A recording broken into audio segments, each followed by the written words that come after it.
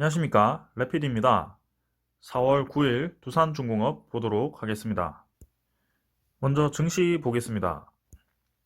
증시는 코스피 오늘 하락했고요. 코스닥은 0.75% 상승하면서 마무리했습니다. 해외 증시를 보더라도 다우, 나스닥이 둘 다 오르긴 했습니다만 다우 같은 경우도 하락을 좀 하다가 막판에 거의 부합 정도로 상승을 시켰고, 나스닥도 1% 코스닥과 이제 비슷한 좀 움직임을 보였습니다.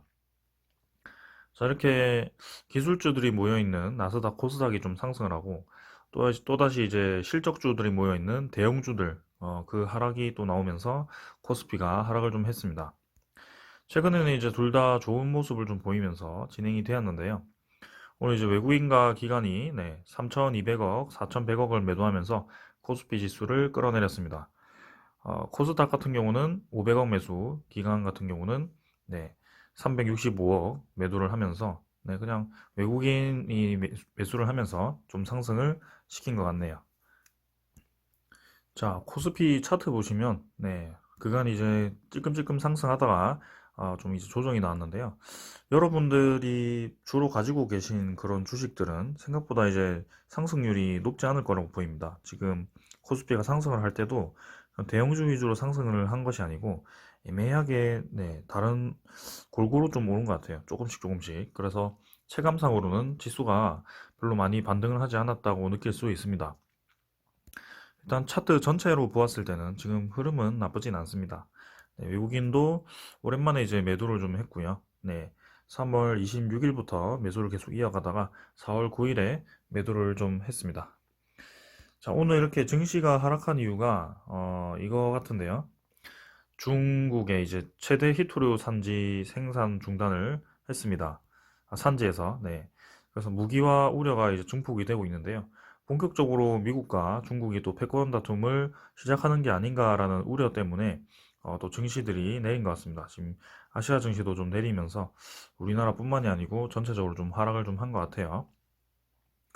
중국이 이제 환경오염 우려를 이유로 히토류 생산지인 장시성 간저우시에서 히토류 생산을 일부 중단을 했다.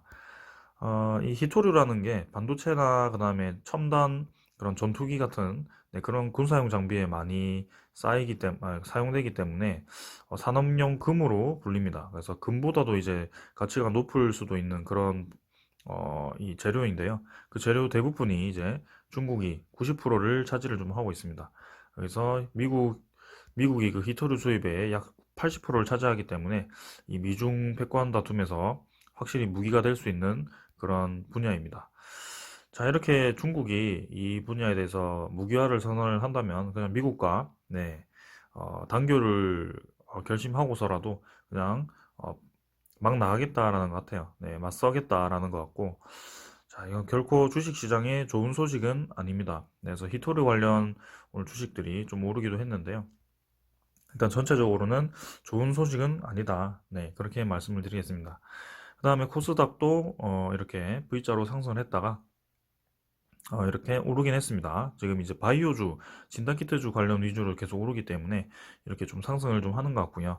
반도체 관련주는 별로 오르지 못하고 있습니다. 지금 이제 미국, 중국의 패권 다툼, 그 다음에 코로나19도 또 번지기 시작하기 때문에 뭔가 지금 반도체 주식들이 힘이 좀 빠지는 것 같아요. 다시 한번 좀 생각을 해봐야 될 것 같습니다. 자, 일단 그런 상황이고, 자, 그럼 두산중공업 보기 전에 잠깐 뭐 미국채 보겠습니다. 10년물 채권 수익률은 1.6%로 이 정도로 뭐 왔다 갔다 하는 것 같고요. 크게 의미는 없고 암호화폐도 다시 한번 반등을 시작. 외환이 이제 뭔가 시장이 불안해지니까 환율이 조금씩 오르기 시작했습니다. 지수 선물 같은 경우는 나스닥과 다우는 거의 보합 마무리인데요. 보합 중인데요. 또 이제 밤에 어떻게 흘러갈지 지켜보아야 될 것 같습니다. 유럽 증시도 별로 좋지 않고 지수 전체 이제 중국 그 다음에 니케이도 뭐 보합 마무리 뭐 크게 폭락을 한 정도는 아닙니다만 썩 좋아 보이지는 않는다. 여기서 더 나가지만 않았으면 해요. 중국과 미국이. 자, 일단 그런 상황이고 증시는 이 정도로 보고요. 두산중공업 보도록 하겠습니다. 오늘 100원 하락했습니다. 13,300원으로 마무리했고 확실히 이제 요 라인이죠. 121선 근처를 계속 이제 왔다 갔다 하면서 횡보를 좀 하는 듯 하네요. 11선 딛고 좀 반등을 했다가 네, 다시 한번 120선 잠깐 나갔다가 저항을 맞고 좀 떨어진 상황인데 이제 21선이 열심히 올라온 상황에서 제가 이제 두 가지 길이 있다고 했습니다. 네, 이렇게 한 번 더 21선 근처까지 하락을 좀 했다가 요 정도 라인, 네, 요 정도 라인도 이제 안 갈 것 같아요. 네, 요 정도 한 12,800원 정도까지 갔다가 다시 올라오는 뭐 21선 튕기고 다시 올라오는 그런 모양이 있고 아니면 여기서 121선을 안착을 시켰기 때문에 바로 위로 뻗어나가는 그런 둘 중에 하나일 것 같습니다. 웬만해서는요. 그래서 지수가 뭐 3%나 4% 폭락을 하거나 이렇게 한다면 두산중공업도 네, 조금 하락을 피할 수 없기 때문에 일단 21선 기준으로 그렇게 만약에 하락을 한다면요. 네, 21선 기준으로 대응을 하시면 될 것 같고 자, 일단 어제 거래량이 터지면서 좀 상승이 나왔는데 오늘은 이제 외국인과 기관이 좀 매도를 하면서 이렇게 조금은 거래량이 죽으면서 하락을 이어갔습니다. 하지만 투자자를 보시면 기관과 외국인 쌍매도가 아니고요. 외국인은 매도를 좀 했습니다만 금융투자 그 다음에 금융투자만 매도했네요. 기관도. 그래서 투신보험은 또 매수를 했고요. 연기금도 매수를 이어갔습니다. 또 10만 주를 매수했죠. 계속해서 이제 매수를 이어가는 모양이고 제가 어제 말씀드리지 못했던 게 이걸 까먹고 있었어요. 4월 8일이 이제 4월 달에 옵션 만기일이었습니다. 그래서 이렇게 이 수급들이 좀 변화가 컸던 것 같고 옵션 만기를 지나고 나서도 이렇게 기관들이 매수를 이어간다는 점은 저는 굉장히 좋다고 보고 있습니다. 그래서 연기금이 이전에 3월 옵션 만기일 때 이틀 이렇게 매도를 하고 그 이후부터 매수 포지션으로 변경을 했는데요. 그 포지션을 변경하지 않고 계속 매수로 이어간다는 점. 네, 그래서 두산중공업은 앞으로 이제 좋게 보겠다. 확실히 포트폴리오에 넣어서 가져가겠다라는 의도 같습니다. 연기금이 이렇게 모아간다는 점은 네, 장기적으로 좀 우리도 어차피 장기적으로 좀 보는 투자자들이 많다고 생각을 하고요. 네, 그렇게 따라가면 될 것 같습니다. 지금 벌써 네, 수량도 이제 250만 주 얼추 이제 넘어가는 것 같은데 맞나요? 200만 주, 220만 주 정도인가요? 아무튼 벌써 이제 20일 이상 네, 순매수를 이어갔습니다. 투신도 이제 매수하기 시작했고요. 이 수급은 저는 굉장히 마음에 듭니다. 외국인이 이제 계속 매도를 좀 해가지고 좀 아쉽긴 합니다만 확실히 이제 두산중공업은 그간 주가가 오를 때 보면 수급을 보면 기관이 매수를 해야 이렇게 주가가 좀 많이 올라가거든요. 네, 그래서 외국인은 보통 매수를 하면 주가가 막 크게 변화가 없습니다. 네, 변화 없고 어, 막 한참 동안 모으다가 폭발적으로 이제 들어올 때가 있습니다. 그때 이제 같이 올라가는데요. 일단 기관 투자자 이 수급도 확실히 턴어라운드를 해서 다시 한번 위로 들고 있다. 그래서 나중에라도 이렇게 급하게 들어오는 구간이 있을 것 같고요. 그 구간을 기다리면서 천천히 이제 이 기관과 외국인이 뭐 매집할 때까지 우리는 여유롭게 지켜보시면 되겠습니다. 자, 차트가 뭐 하루 오르고 하루 내리고 이게 중요한 게 아니에요. 지금 1,000원 오른다고 여러분들 다 파실 건가요? 네. 하루 10% 오른다고 다 팔 것도 아니고 저희는 목표가 이미 네, 거의 50% 이상의 수익을 볼 수 있는 그 구간까지 설정을 해놨기 때문에 뭐 지금 하루하루가 중요하지 않습니다. 자, 완벽하게 21선 들었기 때문에 그렇게 보고 진행을 하겠습니다. 자, 오늘은 제가 영상을 조금 일찍 찍는 바람에 공매도 잔고를 확인을 할 수가 없습니다. 그래서 공매도 잔고는 나중에 따로 이제 보기로 하고요. 어제 뭐 어차피 이제 두산중공업과 두산인프라코아 둘 다 공매도 잔고가 크게 변화가 없었기 때문에 지금 상황에서는 뭐 별로 변화 없을 것 같아요. 네.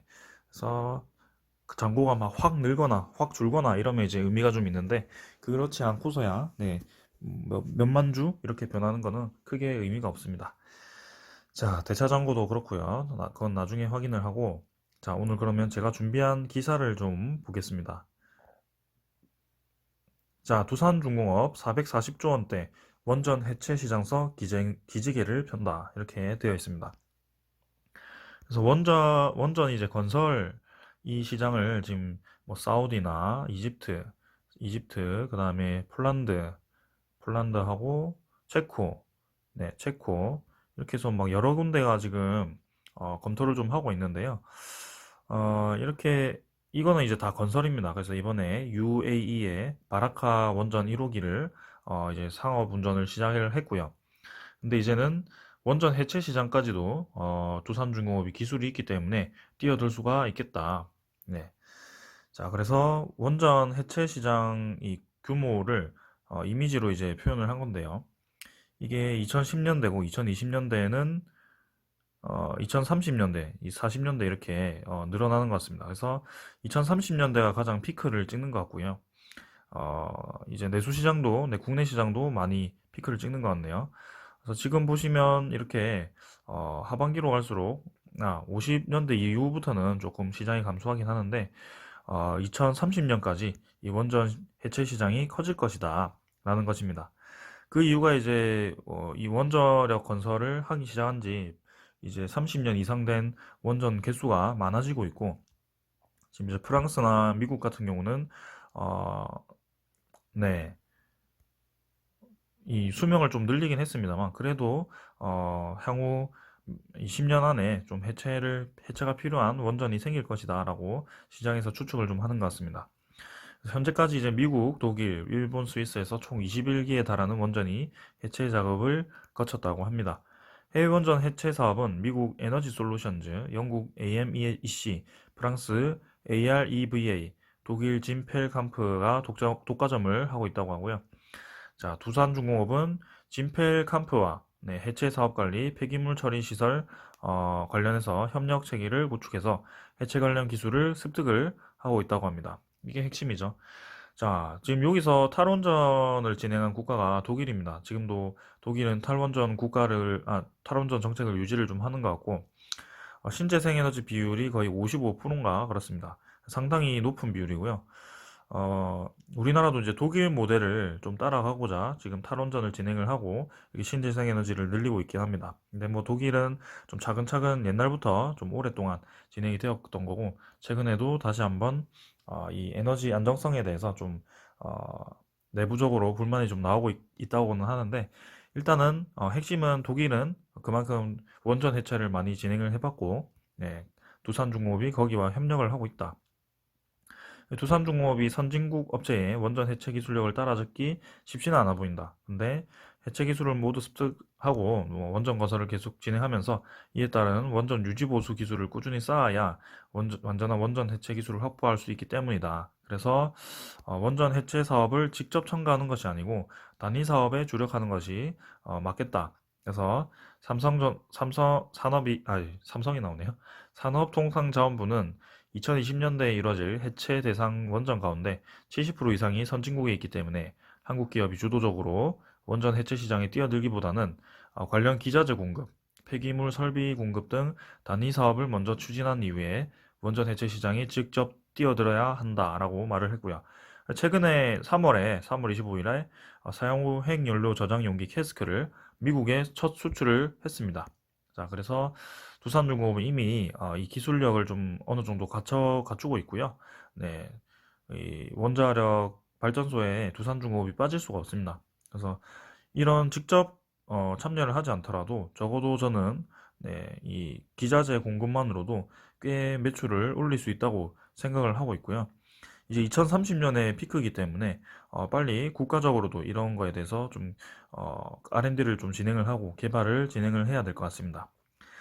자, 그래서 두산중공업이 정말 핵심적인 기술을 가지고 있다. 그렇게 보시면 될 것 같고요. 두산중공업에서 원자력 에너지는 빠질 수가 없다. 네, 세계적으로 보았을 때도 국내적으로 보았을 때도 그렇게 되고요. 국내도 이제 결국엔 뭐 탈원전을 진행을 하고 이미 가동 중지한 원전에 대해서 해체 작업을 진행을 좀 해야 되기 때문에 뭐 만약에 그렇게 한다면 우리 두산중공업도 거기 끼어들게 되겠죠. 네, 그렇게 될 것 같습니다.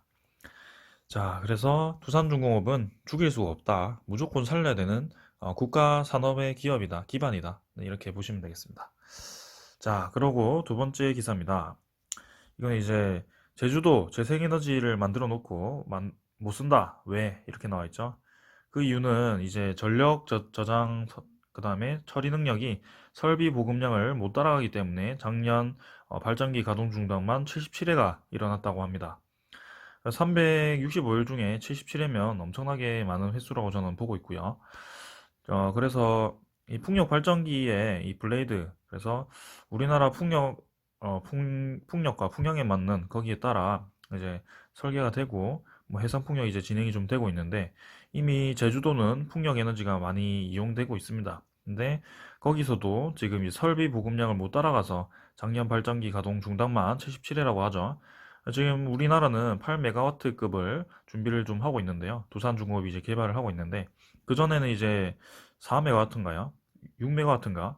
기억이 잘 안 나는데 아무튼 그걸로 돌려도 지금 설비 보급량이 처리 능력이 안 돼서 중단을 77회를 한답니다. 1년에. 이렇게 된다면 이제 저장할 수 있는 에너지가 생각보다 많지 않다는 뜻이고요. 그 에너지 저장 장치 ESS의 기술이 아직까지 그렇게 뭐 뛰어나지 않는 것 같습니다. 그리고 처리 능력도 굉장히 어려울 것 같고요. 지금 해상 풍력은 바다 밑에 케이블을 깔고 이제 케이블로 송전을 해서 지상국에서 전기를 이제 저장을 해야 되는데요.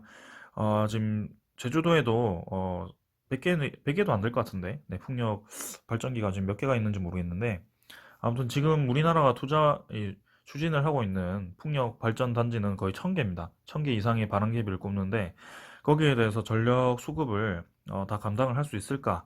하나하나를 이제 멈추고 가동하고 멈추고 가동하고 이렇게 인건비도 엄청 많이 들어갈 거고요.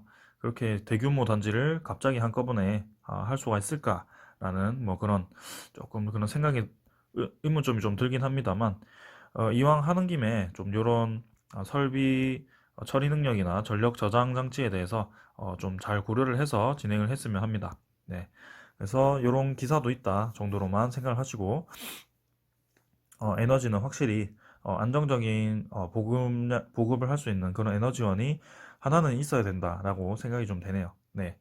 오늘 요 정도로 하고요. 두산중공업 지금 뭐 주가가 최근에 며칠 재미없게 흘러가고 있습니다. 근데 확실한 것은 여러분들도 뭐 차트 오래 보셨으니까 느낌이 오실 겁니다. 이렇게 계속 두드린다는 것은 한 번은 강하게 뚫고 올라가는 시점이 다가오고 있다 정도로만 이해를 하시면 되겠습니다. 네.